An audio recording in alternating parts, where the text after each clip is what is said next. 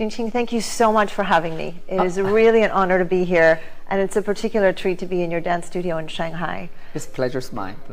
I'm wondering if we can start with just an overview of your incredible journey, because many watching this won't necessarily understand the context for your story, even if they've read about it. And in particular, can you talk about the beginning of your passion for dance, and how as such a young child you had such commitment and talent to end up with one of the most coveted spots in the People's Liberation Army dance troupe? It was extraordinary. Okay.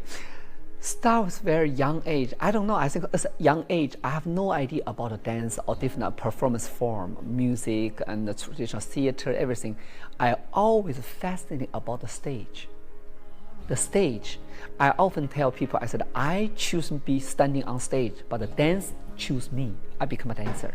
So I always fascinated to see the stage and all the curtains going open and all the lights on you, whatever you're singing, dancing, crying, whatever, do something on stage. And people, the concentration, that's make me feel very good and important and feel very, wow, I like the tension. I think for the young kids, I didn't know that. Then dancing come up, choose me become a dancer. That time I have no idea. If that time maybe picking opera or music choose me, maybe I become opera singer or musicians, I don't know, but dance come up. So I become a dancer. And where did the self-confidence come from so young to pursue the opportunity to join the military dance troupe? And then just to continue on after that, that takes an extraordinary amount of self-confidence. That time I think, if you're talking about today, we'll use very popular words, everybody chasing their dreams. Okay. That time I said, okay, I want to be on stage. I very clear I want to be, but I did not behind it, get on the stage, how much sacrifice you have to, to give. I have no idea. Then I was very determined to talk to my parents. I said, that's what I want. Of course, my parents gave me very hard deal. 9 years old, I wrote 2 letters. 1 letter to my parents is completely my personal choices. Even I'm regretted one day. I'm not blaming on my parents. So they have no responsibility. Exactly. My mother write down to this. And 1 letter I write down to the military dance company. I said, take me. If you don't take me, you'll be regretted. Wow. I don't know. I just say that. Of course, then my mom said, okay, go ahead. Actually, after 3 years in the military dance training, I was regretted. I was, such a hard life. I said, I want to give up. That time I'm only 12, 13 years old. I come back home, talk to my mom. I said, can I come back? I want to go back to school. My mom said, no. You make your choices, you stick to it. If you like this, you will make anything in your life. It's too easy. Make choices. If too hard, give up. No, stick to it. This life, you belong to stage and dance. Then it's okay. Then I come back. So she was right. I think she was the first, my role model still is. She's really, clear. If you stick with your decision and take responsibilities. So we'll get into in a minute some of the more ethical decisions that individuals have to make today and that society has to make today. Yeah. But in particular, young people, really, they're so used to, the apps, the instant gratification, the instant photographs, etc. Do you think that there's a difference today in the ethos of young people in terms of their willingness to make a commitment and continue working through the hard times? I think that this modern time, these young kids, because they have too much overloading the information floating around, and they have so many choices. Sometimes I have too many choices, and they have no choice. Because they think, I can do this, I can do this. Everything is an opportunity, but you don't see which opportunity fits to you. That's unclearness for the young people. They are very active. They are every minute, every second they are brainstorming. They could be somebody. But they forget. If you choose one, stick to it, work on it. That's the young people what are missing today. So easy to switch, like on the fingertips. And that's why I think that's a give and take opportunities. So that's, I think, a whole world, particularly, I can see the Chinese kids, everybody, how I can put this word, you can have a dream, but don't become a dreamer. Right. I have a full of dream fantasy, but I'm working on chasing my dream, but I'm not that kind of daydreamer. Oh my God, I do this. No, never happened like that. So that's a big difference. So even as a teenager, I read that you managed to get yourself to New York with a scholarship. And so tell me a little bit about the different places that you've lived and what you learned from that generally, and in terms of ethos, in terms of the cultures. What struck you most in these different areas? Actually, before the 17th, I have no idea my life can get contact with the Western world. I was military educated, military dancing. Your job, how your life, even you are 12, 13 years old, the government already planning for your life until 50 years old. You can see, okay, that's my role. I go there if I don't make any mistake. So always my fantasy, one day I want to speak fluent English and dancing all over the world with have my own dance company and maybe outside of China one day. That's all a fantasy. It's a 15 years old military dancer sitting in the military compound looking for the sky, counting the stars. Then oh my God, it will be happen? Okay. Even never happen, still beautiful dream and fantasy, maybe next life I could happen. And to be clear, military was really military. It was not just dance, it was weapons, it was military training. 9 years old, I have a military uniform. I start receiving military salary. My job is a dancer, training as a dancer, but all the discipline, everything is military. Even once a year, I have to go to real military, got to receive 2 months training. That's why 10 years old, I know how to use all the machine guns. I know how to put the bomb under the bridge. You are training as a soldier because your job is when the war starts, you go to the front, cheering up the soldier fighting for the country, and you join the war. So New York and Europe and these other places and your own dance troupe seemed a bit far off. That's complete fantasy. Never think about it. Then one day, after when I was 17, I received the national dance competition. Was the best male dancer of the country. Then I saw the one advertising. The first modern dance research class will be established in the Guangdong Dance Academy. All the training by the American teacher, and the one person from this class chosen by the America get the scholarship, go to New York to study. Then I looked at, I said, that person is me. So again, the self-confidence. Yeah. And I want to come back to that because it's a combination of self-confidence and courage. And just before we do get to some of the more broader ethical issues of society, you decided that who you really are was a woman. Yeah. Very difficult time to do that in China. Very, very. How did you get this sense of, I know who I am? Well, I always thinking I'm the happy child. Even I've been through so difficult journey, but my character always facing the positive side of life. Just like a day and night, you can see the dark side, you can see the bright side, but which side you feel better, or you will find a way. When I was 6 years old, I very clearly, I said, okay, I should be like my older sister. But I know I born as a boy. Then I said, okay, maybe that means something to me, but I don't know. Maybe I'm not completely agree with that, but I have take it. So that's I'm start fantasy. Maybe one day I become a pretty woman. I have my own family. I love fantasizing. I love fairy tales. But you make your fairy tales come true. Yeah. There's a lot of grit and a lot of hard work between your first understanding that you have a dream or a fantasy, as you put it, and actually realizing it. Yeah, realizing it. Then I tell the young people, I said, I keep fantasizing. Even I'm not this year, I'm 50 years old, I'm still fantasizing. I keep sending the message to the air, to the sky. Then after that, I work on it, concentrating on what I'm doing, seriously take my job. So after everything, then become a teenager. That time I have self-adult. I said about my sexuality. Am I woman? No, you're still man.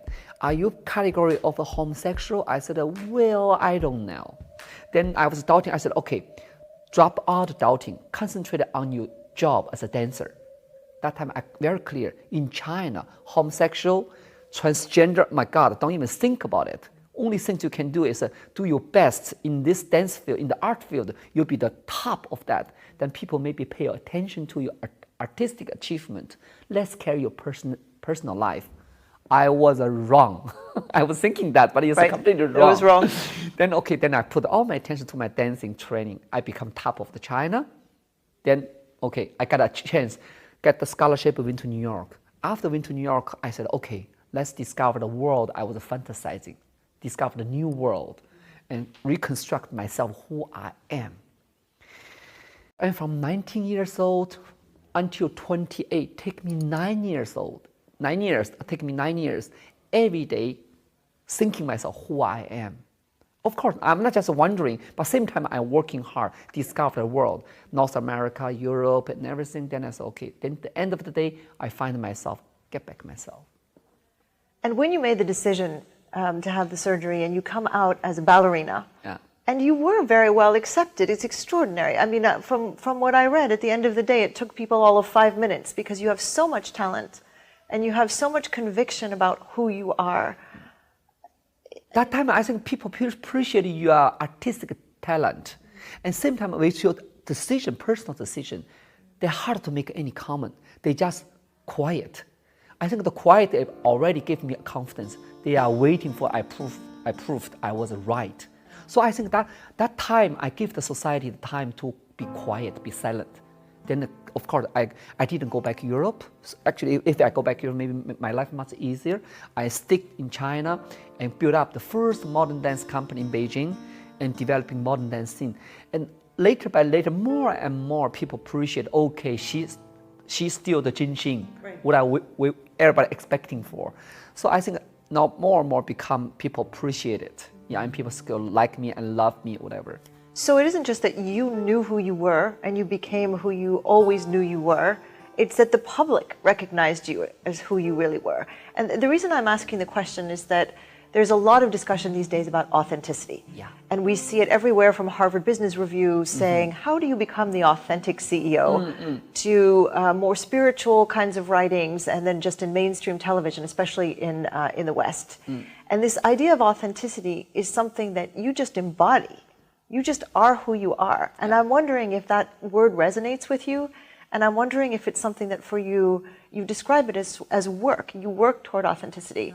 But now at this stage of your life, is it just natural for you? Or is it something that you're still working out to continue to find out who you really are? I think the environment is not natural for me. Okay. But who I am is natural. The idea, the attitude turning to life, the energy, very authentic, very Jinxing. And just like 5 years ago, I published one book. The title said, I don't want to change the world, but I don't want the world to change me either. We make deal. Okay. We cope together. So that's my idea. So I think the time will be explain everything. I think if people couldn't get the who I am, I think it's okay, no problem. I think people understand me, appreciate it. I also deeply appreciate from my heart. If you don't get it, don't understand, I think don't worry. Next life, no problem. That kind of attitude I'm continuing to carry on.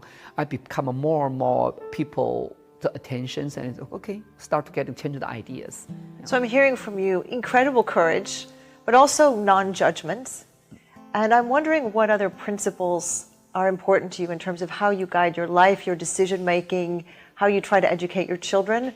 What are what I would call the North Star, the guiding principles that are most important to you? Yeah, actually people knows me better. Actually, maybe my artistic vision, turning to the world, very modern, very open, very free. And according to the family education, we have the freedom, but also I have a highly value the traditional value, moralities, and respect for the elders. This kind of traditional Chinese culture is still strongly in me. And with my kids, I think education, IQ, EQ, whatever, both need to develop, but most people think develop your own vision and personality.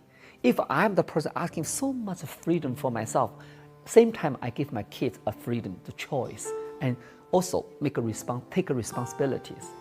So how would you describe traditional Chinese moral values in addition to respect for elders? What else is at the core of traditional Chinese values?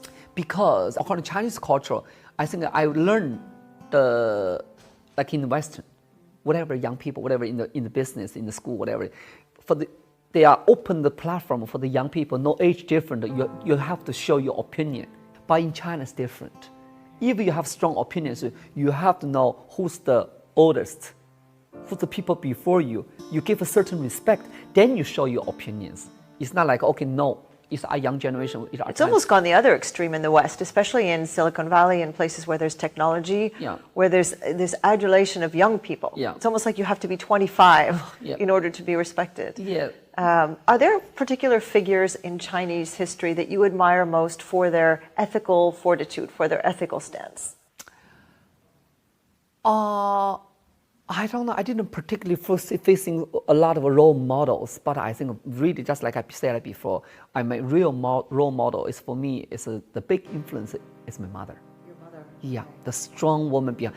I often joking with my friend. I said, if you don't know me, you look at my mother. You know where I'm come from, determination, the hardworking ideas, everything. Then I said, okay, then I have a lot for me. I choose my life from the bottom again. Then I said, you have a right, also you have no choice to looking people, everybody in an equal position. You want asking for the equal respect, but you have to give the same thing. That's gave me ideas. I treat people looking even I'm not where become a celebrity, big celebrity, China, big star, whatever, but for me, my heart always the same. And I know, like you visit my studio, whatever how famous I am, I know the dance is most authentic tool or whatever, my energy from life. I never give up this. I can give up more TV shows, I give up this, not my dance, not my stage. I also say that to young people, I said the stage never fire, abandon nobody, only you give up yourself. So that's why even I don't dance that much stage. I'm still on stage dancing sometimes, but I still keep me as an actress, theater player, still get on stage. Well, I love what you're saying about people being all people.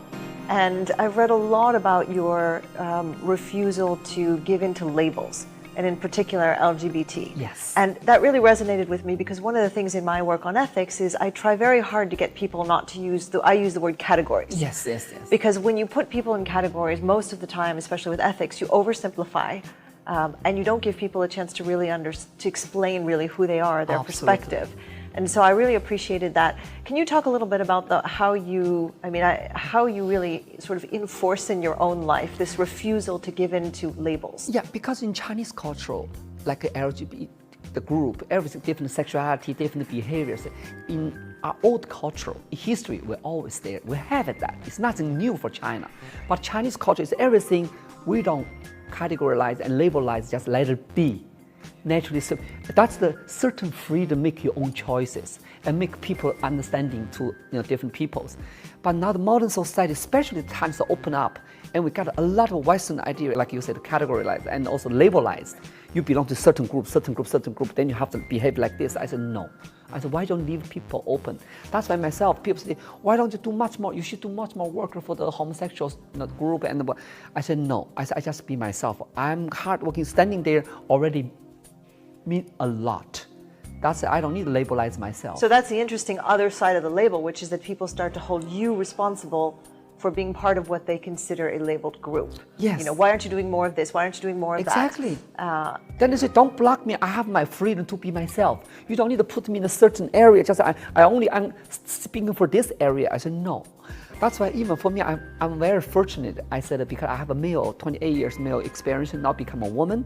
Then I take it as a gift. Perspective. Said, exactly. And then I said, you have the most respect opinion in this modern society. Don't standing on the gender side to give judgment from male point of view or female point of view. No, standing from the human being point of view to say something that's most powerful and authentic. And how can the arts more generally? I mean, for you, it's dance. It's also other kinds of stage presence and your television shows. Yeah. And we'll talk about more of those in a minute. But how do the arts help anchor us to humanity? We are so technologically driven. Certainly China is a major leader in technology, as is the US, but we seem to be losing touch with our humanity. How do you see the role of the arts today in anchoring us in our humanity and in anchoring us in the importance of ethical decision making? I think that the art, especially performing art, I think the last space, the territory for human beings still realize that no matter how the modern technology developed, don't forget that you're still a human being. How the human being to understand each other through the art form, listen to the music, share the stage, dancing, theater. Then you're sitting there, you're thinking how the life changing, developing. Even we out of the theater, we have a full of modern technology, how the convenience to the modern life. But don't forget, at the end of the day, everything should serve the people. But who serve the people most? Ourselves. Our mentality, our heart still belong to each other. Now we are depending on the technologies. Technologies only make life easier, convenience, but not take life away. I think that's a completely wrong idea. That's why I think why the art form is so important. Some people get the idea from the fine art, whatever. I think this is the last territory people should be respect looking at. That's in China, I'm a highly, even I can tell you the truth. People may be laughing at me. I never do the internet shopping. Oh, I don't do internet shopping either. I never. China's so popular, but I'm the one. I'm not against it, but it's not my thing. When I grocery shopping, I need to go to supermarket. I need to go to shop to buying clothes. I need to see the shoes. Friend, I never gonna buying things to my fingertips. I said no. That's completely out of my. Maybe I'm old-fashioned, but I think people say, "Oh, so inconvenient." I think that's the attitude turning to life. You take the effort to get what you want. That's the beauty part of life. Everything on the fingertips, then you get things, okay, you're not appreciate it anymore. Well, and you think about the choices you're making, as opposed to click first and then just have it sort of show up. Yeah. But certainly in your art, when you're resonating with an audience, whether it's through dance or whether it's on your TV show, and the one I was watching, and my Chinese wasn't good enough to keep up with all of it, but with some of it, and you see people laughing. It's really human to human. Yes. And there's kind of a symbolic message when we go into a dance concert and we're told, turn your cell phones off. Yeah. So I think that's also a very interesting way to say, now we're going to reconnect as human beings, or we're going to interpret something for you. Yeah. Are there other artists today, whether Chinese or international, who you feel really have taken a voice and really tried to hold up their art as a way to convey messages about some of the things going on in society today? I think so many artists, different art forms, some writers, some fine art painters and musicians doing every their own way to get connected and try to tell people who the real world is. But for me, that's why I think the young people, they are so much technology orientated, but somehow they lost the real human eye-to-eye contact, how to orally communication. And this kind of skill, and a little bit pity. But that's why I come to theater. I said, can you give yourself some time? Let your mind be free. That's why I said, take my dance back with your ear, with your eyes, not with your mobile phone. I think that doesn't mean anything. If you see one dancing, one movement touch your heart, that's why I was dancing for 30 years. It's not just capture. This is not like a tourism spot. It's a theater. Now remember the moment when we saw Ginseng do a particular thing. Exactly. Then for the talk show, when I talk to the people, I think that's why I feel really deeply appreciated.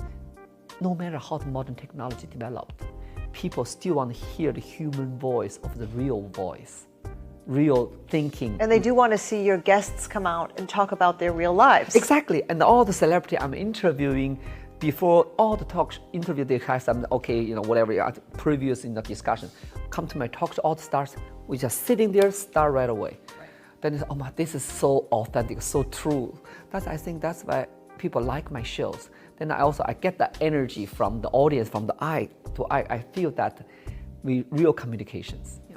And actually the physical space, at least from what I was able to see in watching the shows, the physical space is quite small. Yeah. So your audience is actually quite close to you. Yes. And I would imagine could see your facial expressions, exactly. could see your guests' facial expressions. All the details, yes. Yeah, so it's really an experience for them. It must be quite difficult to get tickets. And it's very lively because according to the broadcasting time, for example, we're broadcasting for 30 minutes, but I need an interview for 1 hour, 20 minutes for the materials. But so much interesting conversation, hilarious, everything, and those sensitive issues I cannot broadcasting. But still, that's real life. That's why one day, if you ask me my dream, my target, whatever, I said, if one day in China I can open the talk show on live on Saturday, not a pre-recording, that'd be big hit in China. Oh, that would be fantastic. I know, I'm looking for that one day if it's happening. Yeah. Now, are you trying to make social commentary of any kind with your talk show, or are you trying to provide a forum for others to make social commentary, or is it more personal discussion, sort of you to another guest? I think the more powerful thing is everybody standing your individual opinion angle to speak out. I don't want to put myself to become opinion leaders. No, I never mind. I always think I just want to be myself. If the naturally spread out the energy, the opinion, it's not my, I want the like that, just naturally be there like this. That's why I think for me, just like your word, be the authentic person is very important for me. Even my talk show keep very intimate between two people, that's enough. And then naturally the influence to the other people's, that's a good thing, natural thing. It's not my intention to that. Sometimes I also joking on the media, I said, we all go to university, all go to school study, but who's real the educator for us? It's life. It's life. It's experience. Life. Experience is that's the best education you can get.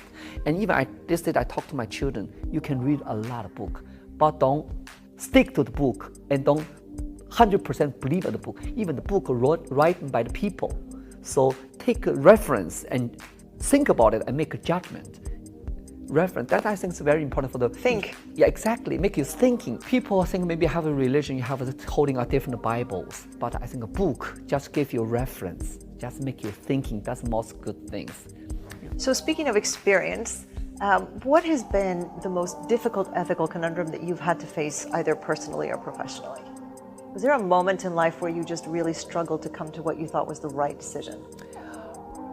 I always, when I make a decision, it's not like 100% clear, crystal clear. Yeah, that's it. No, always I feel, my heart feel right. And I'm a dancer, I'm very sensitive with my body, muscles, everything. When I go to direction, I feel good. But actually in front, unclear, it's the right direction. But I feel my body, I give the good energy, then I go for it.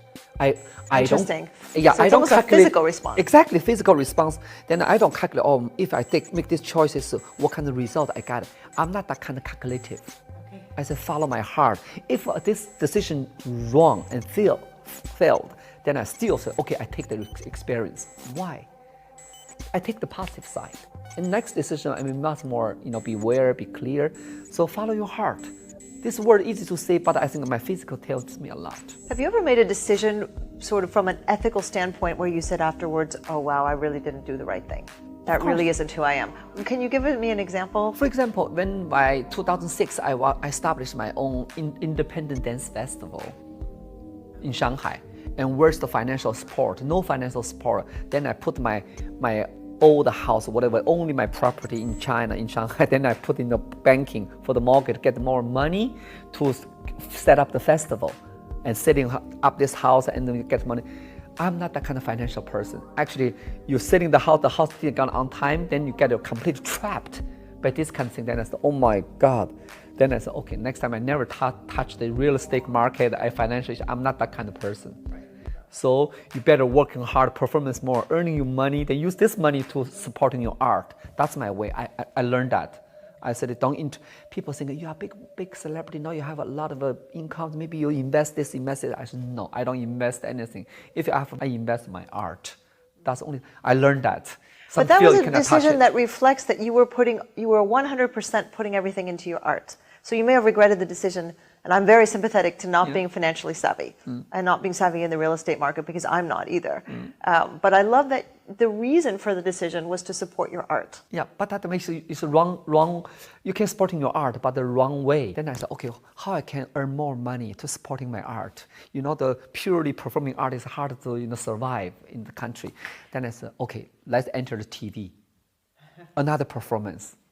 Another stage. Another stage for me. Become a judge, become a talk show host, whatever. Then I said, through my work, through my performance, I earned the money supporting my dance performance, stage performance. I think that worked well. Then it's okay. Then I also tell the young people, a lot of young dancers, oh my God, I should be a dancer. One day I become a Jing like a celebrity. I said, no, that's different. Don't get the wrong idea. We are definitely in a celebrity-focused culture. Yeah. And there's a very big difference between saying, I want to be a great painter, or a great dancer, or a great financier for that matter, and saying, I want to be a celebrity. There's a lot of emphasis on being famous. Is that true in China as well? China, in a horrible period of time, we've become a star factory. Star factory, I love that term. They're selling the idea for young people. You want to be famous, rich, become a star, quickly become a star. They don't tell people how you working and study become natural. No. And that's why I always tell people, in my eyes, who's real actress? Who's star? Who's a celebrity? These completely different categories. You can be a star, but don't deserve any my respect. You become a celebrity working on your life. Do you use this term in China, famous for being famous? Yeah, yeah. You know, this idea that people are getting famous just because they have however many hits in their Instagram account or however many likes in their Facebook account. Yes. And people who are doing absolutely nothing, who have absolutely no talent and who are making no contribution whatsoever to society. There are so many like that. That's what gives a lot of young people wrong idea. They also say that she cannot sing, she's not that kind of gorgeous, but she's still the top. Why? Why? Famous people are famous. And all behind is all kind of financial deals, everything, you know. And I said, oh, okay.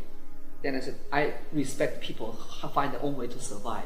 Fine, but don't touch me. But you ask my opinion, I don't commit it. You are the artist. Right. You are not deserve that, but you get that. That's fine. That's your lucky point. For me, then I have a certain clear category. Okay. I'd like to ask you about something that is rampant in the U.S. and certainly in the news in the U.S. and the U.K. now, which is sexual harassment. So you probably saw the Harvey Weinstein story, yes, of course, yes. You know, and all of the sort of entertainment industry stories about sexual harassment. It's everywhere. It's not just in the entertainment industry. And we're seeing it now in politics. There's discussion in Washington. There's discussion in London around the MPs. And I'm wondering, is that a big issue in China, culturally, in organizations, whether it's in entertainment or in corporations? Is that a big issue? Everywhere in the world. Just don't bring up, some media, profuse media, don't broadcasting it, you know, all the power games. No matter America, China, everywhere. If you have a human being, you have this sexual harassment between the male to female or female to male, everywhere. Just people how to dealing with it then. What the people attitude are turning to it. So what's the difference in the attitude in China towards sexual harassment and the attitude that you see in the West? I think the women still got a lot of pressures because of the media, everything stuff still. That's why this reason I'm playing this drama by this August Strindberg, the father. So much male domestic, you know, dominated society. I think China still like that. Of course, Chinese women become stronger. We're often talking about the equality, you know. And there are a lot of very impressive Chinese women in business leadership, in the arts leadership. Yeah. Women have a very impressive international profile. But you're quite right also to point out that sexual harassment is also sometimes against men. And we have a terrible record in the U.S. military, for example, of sexual assault. And the statistics are terrible for men, and the statistics are terrible, you know, men victims and women victims. Of course, we have like the on the news. There are some female politicians already taken away from the position. When they are on the position, they have maybe 15, 20 male lovers. Maybe the harassment stays there. I was shocked. I said, oh my God, this female politician is even worse than the male. Then that happens. It's power. It's a power game. And you have to power your position. Then if you shooing me, you bring to the public media, so I use my power to deny it and dismiss it. Everything, that's a power game. I think especially for financial side, especially for the show business, you cannot deny this everywhere. How do you deal with it? I think at the end of the day comes to the personal decision, choices. How do you facing it? You commit it, you take it, or you disagree. I think that completely personal choices. Yeah. And just to switch gears a little bit, I was watching a little bit of a rehearsal happening here, which is just wonderful. How do you choose your dancers? It's such a privilege for them to be working with you. I'm sure they learn so much. I'm sure they're also put through the paces and they understand what the word work means. Exactly. But how do you choose your dancers? Is it purely technical? Is it personality? Is there any component of character, of ethics? I think the personality and idea of dancing. Because so many dance forms there, so many modern dance company there. Why you want to come to Jinqing Dance Theater dancing with me? That must be your multi choices, you know, from both sides. I don't give a 1-day audition. I give it like 2 weeks. You just come to take class. You have the idea. I want to come. Just take 2 weeks. During the 2 weeks, then I choose. Then I will talk. So is a dance audition? Is there an interview also? Is there? Okay. Yeah. What kinds of things do you ask them? I said, okay. Why you want to come to this company? What do you think modern dance?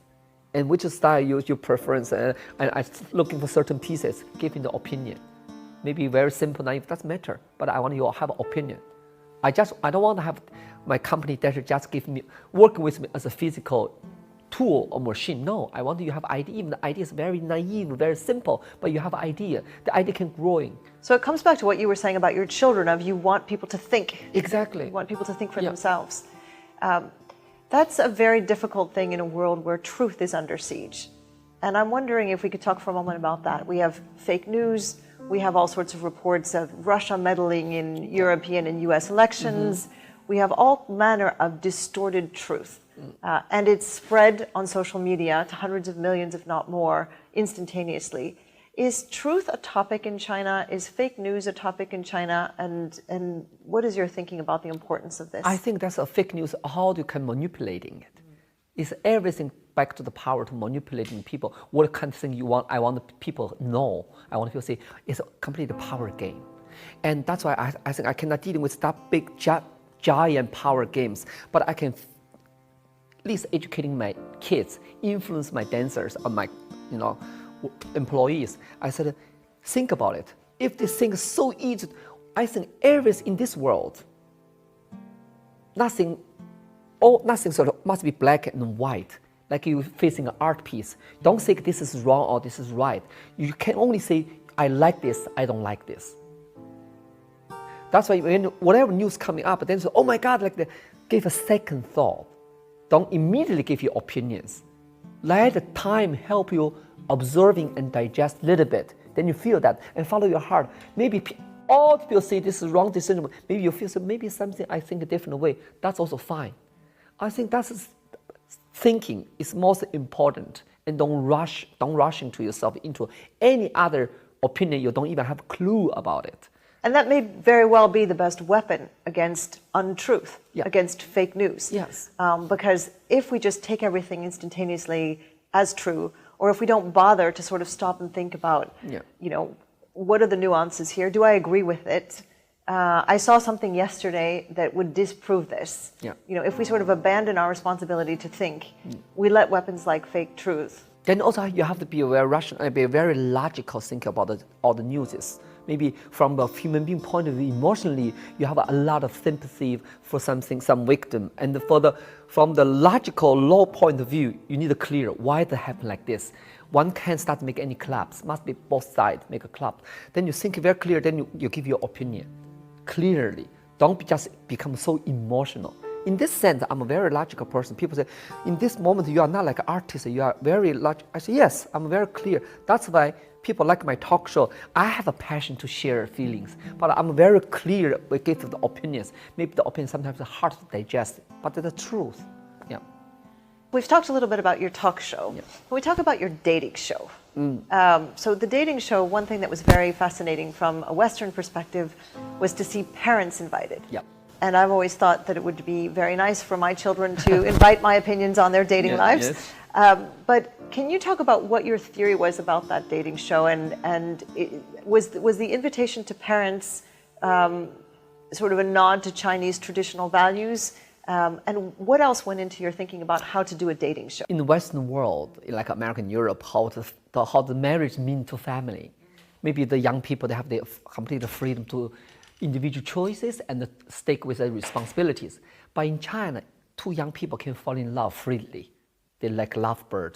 But when they're talking about the marriage, suddenly family standing out. It's become a two-family issue.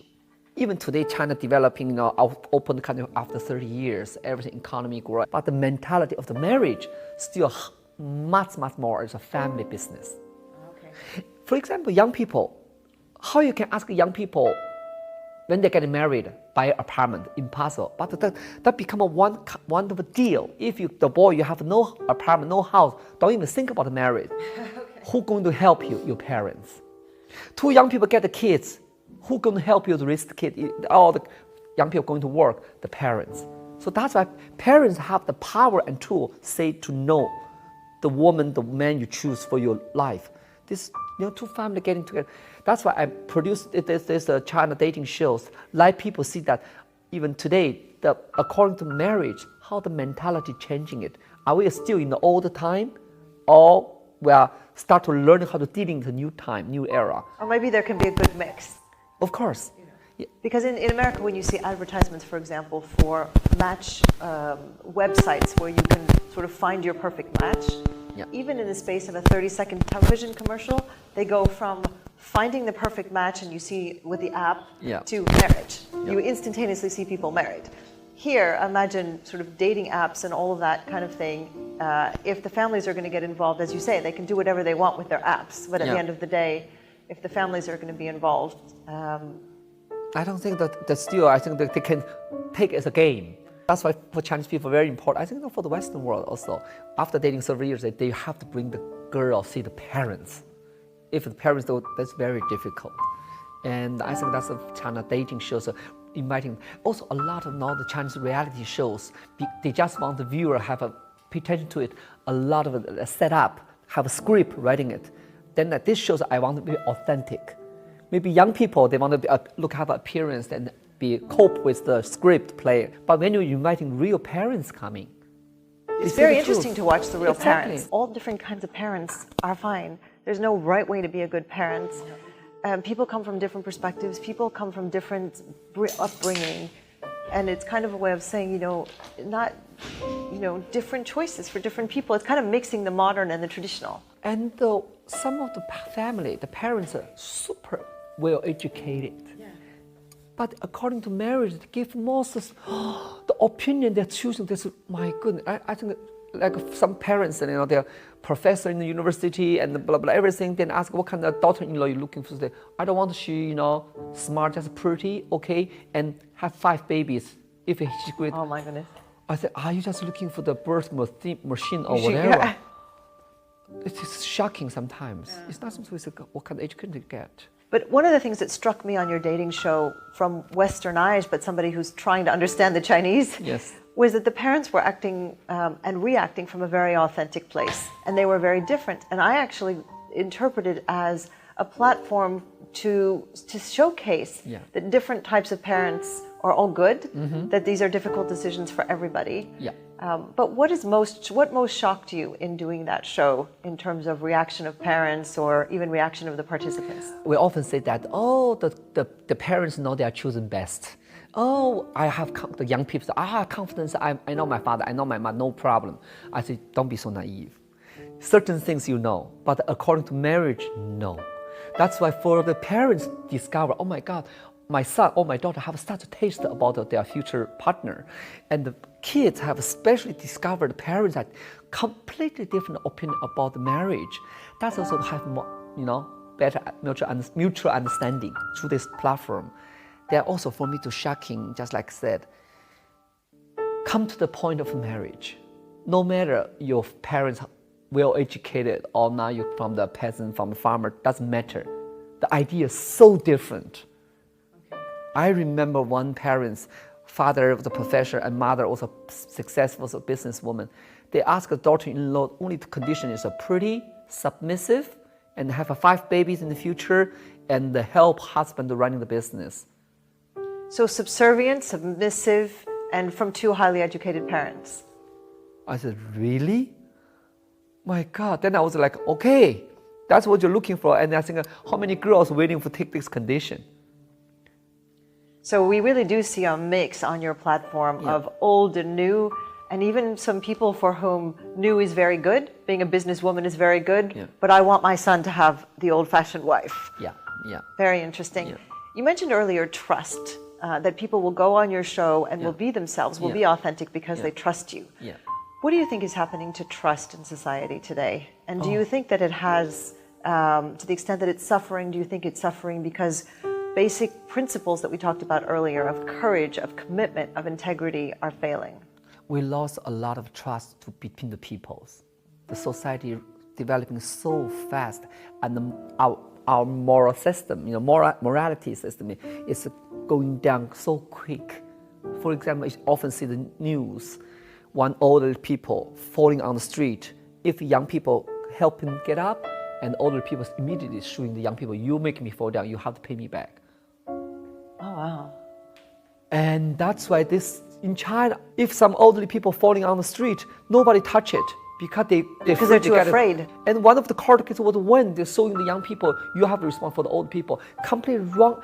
People to people, the trust is really fade out. That's almost horrible things. Sometimes we don't trust advertising, we don't trust the product and everything. So what do we do to rebuild trust?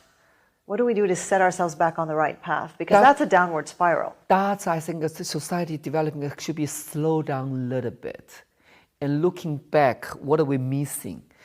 Sitting at the dinner table, all the people gathering on the restaurant, they still, even if we don't talk like this, some words are hard to spit out from the mouth and through the, fingertips talking to each other. How sad it is. Then I said, oh my God, can you trust people? If you don't trust people, how we can dealing with the people? We still be human being. We are living in one universe, one, earth. But this, if you don't have the basic trust to people, it's very sad. Sad things. Yeah. And is this trust going to be rebuilt through individuals stopping the fingertip communication, or is it going to be rebuilt through institutions of some sort, whether it's governmental institutions or schools or? Yeah, both sides. And also for the promotion and propaganda things, how to telling people the value. The person to person, man to man to touch, that the communication is much more important than just sending a message. I think this is very important to reestablish that and really build up that the people trust each other, trust the society. And society are counting on the people. This is, for the mutual side. It's very scary because it means that it paralyzes people. Exactly. People don't want to do anything. Exactly. If the society becomes such a this to be so, alert, and that's sad about the development. Always on the defense. Yeah. And people looking each other. First, they think they not have that kind of curiosity to know the new people, stranger. They always protect. Defense. That's a very important point about curiosity. It's because we've seemed to have exchanged curiosity for fear. Yeah. And fear is a very dangerous place. Yeah. And I wonder how much there isn't a link between the fake news and all of this fear that other things are fake, that we can't trust. We certainly have seen with the fake news kind of the demise of expertise. And we'll say that climate change isn't real. We'll say that experts don't know what they're talking about. And so when you mention doctors, we don't even trust doctors who are credentialed, who have experience. Everything, the missing trust and everything, as in fake news, everything. One thing is the how do you say, the trigger, because money. Money. Everything's money driven. Money and power. Exactly. Everything's money and power driven. People make fake news, a fake product. That's destroy the trust of the society. That's everything. Money is the most dangerous thing. So just a couple more questions, if I may. On this question of technology, whether it's used for online shopping, whether it's used at the dinner table, whether it's used to generate fake news, to what extent do you think that the big companies, and I don't just mean Chinese companies, but big companies have a responsibility to make sure that they do more to assure that their platforms are not misused, whether it's for online bullying, whether it's for fake news? Do you think the companies are standing up as much as they should, and do you think that we need to expect more from technology companies? Of course, they should do much more. I think don't just develop and competing with how fast we develop in the technologies and how much responsible same time you share with the society. Take the responsibilities. I think Chinese have one word, I don't know how to translate in English. 出来混总要还的. When you come out, something one day you have to pay back. It's not easy. You think you develop things, but when you pay back to the individual family, maybe one day your grandchildren to get hit by the missing responsibility for the society. Very much of sensitive issues for all over the world. And I think the young people have to learn. We take modern technology, the great part of the convenience, but you have to learn to keep everything certain distance. Distance creates beauty about it. From the human being's relationship, human being with the technologies, everything needs to keep the good distance. Yeah. There are a lot of things about what you said that I think are very important, and they all come back to the importance of looking at individuals as human beings. Yeah. One is, if you're running a big technology company, think about when you see, online sex trafficking, online bullying, all sorts of fraud, etc. Think about what would happen if it was one of your employees or one of your family members who is a victim. So bring it back to the individual person. Yeah. But the other thing that I think I hear you saying is that as we use these technologies, we as individuals need to take responsibility above and beyond the law as individuals, but also the companies. Of course. They're taking a lot, they're earning a lot of profit, they're getting a lot of celebrity, and the law is never going to catch up with the technology. And this is something that I've spoken a lot about.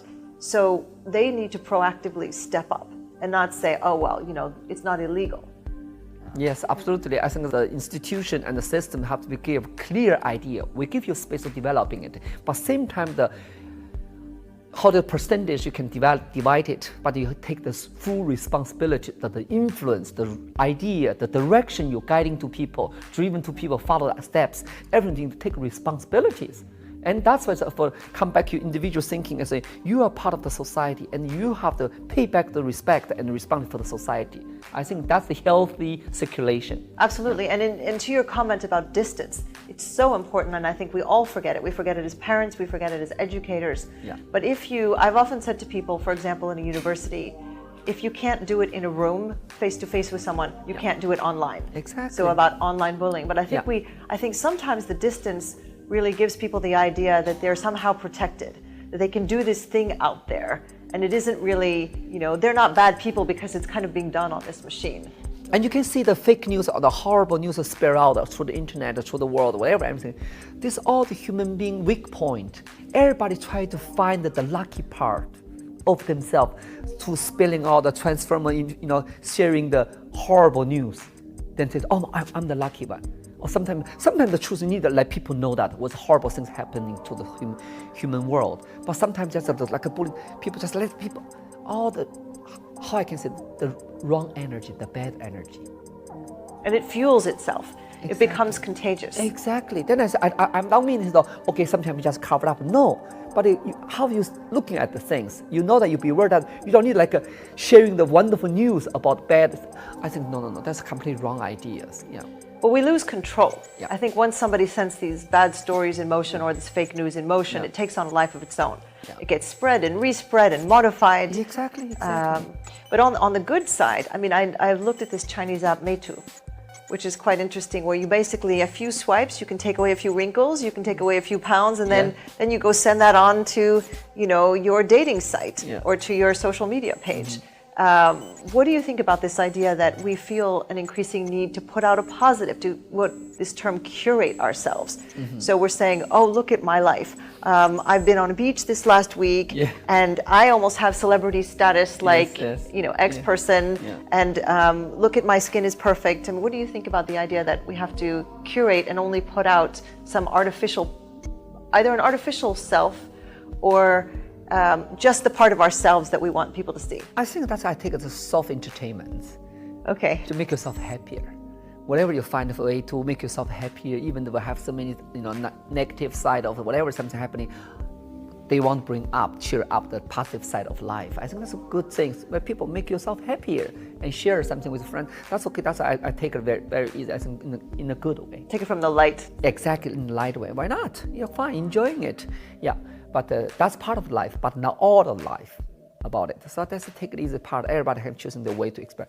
But at the end, come back to the word, we talk of so much time coming out the word. I think whatever happening into life, just give a side and give a thought and think about it and make action and make a right action. So what are you thinking about for yourself? What's the next big fantasy? I don't know. I have you asked me the question. I'm not trying to think in creative something ideas. I said, well, maybe next production, and I really have no clue. I just follow my heart. I think we're all going to be looking forward to hearing when, you know, your heart tells you the next production, the next idea, the next thought. It doesn't have to be transformative. People expecting me to become a politician. I said, really? I was joking about it. I said, I never thought about that I become a politician. I said, I never come to my mind. But I said, oh, you already have a huge power on people influence. I said, that's not my attention. I said, I'm a performer. Whatever stage there, I'm ready to get on the stage. Whatever the curtains open, I'm ready to performance. I deliver the best performance I can. That's why I think that's me. It's not the intentions of my master into certain field to get the power. I said, no, I'm not enjoying that. But I enjoy deliver to best performance I can do. You enjoy that moment of live experience. Communications. For me, communication is most important. Connection. Exactly, connection with people, communicating with people, and the sharing with people. That's for me is most important. Yeah. Well, I'd like to end sort of where we began, which is with this word courage. Yeah. I mean, your childhood was rife with courage, your teen years, your 20s, and then all the way through today. Where do you get this courage, and do you have advice for others about how to find courage for themselves, find this self-confidence that you have, and in all the best way? It's sort of self-confidence without arrogance. I think the passion for life. All my courage comes from passion for life. I don't know, this life I born as a Chinese. My mother gave me first life as a boy. Second time I gave my birth again as a woman. But still I'm a human being in this planet. Then I have to cheering and sharing, treasure this moment. And be positive, love it. Good or bad or dark or whatever, everything's good. And sharing that, this most beautiful things. Then I said, give me whatever experience, bring to your next life, whatever. I think, why not? Yeah. There's so many spiritual writers today who are writing about stay in the present. Yeah. Eckhart Tolle, and there are a whole host of others, particularly in the West. Yeah. And that's basically what you just described, which is we don't have to have expectations that things are good or bad. Yeah. We just experience. That's why I often say to people, don't regret what is already over yesterday. Don't worry about the day after tomorrow, not coming yet. Enjoy the present and make a full of color, full of happy in this moment. Even the tears dropping today, take the tears in the good side. And next day is another new day. I think that's all my courage because I have a full of passion for life. And even today, I'm still have a full of curiosity, things I don't know I want to discover. Even I pay some price, I discover new things. That's a good part. Yeah. Thank you so much. Again, it's truly an honor and such a pleasure, and in particular to be here in Shanghai with you. I'm most grateful. You're welcome. It's a pleasure from my side as well. Such a nice conversation with you. Yes.